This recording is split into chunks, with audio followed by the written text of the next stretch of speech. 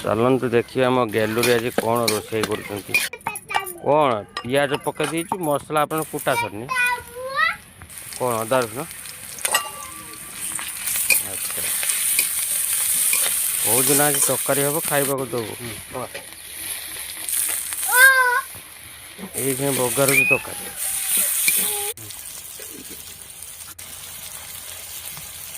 मसला पड़ा तीखा लाल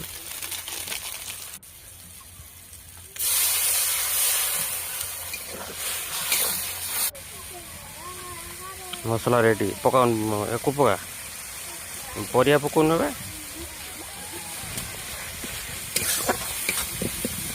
सेतिक था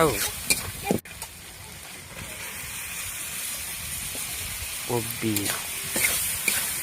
फुल कोबी आ कनाड़ी आलू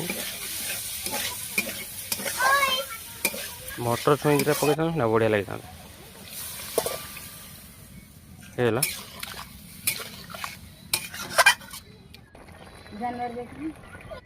वाह आइटम रेडी आ कौन मो गैलरी आइटम रेडी नियो खाओ।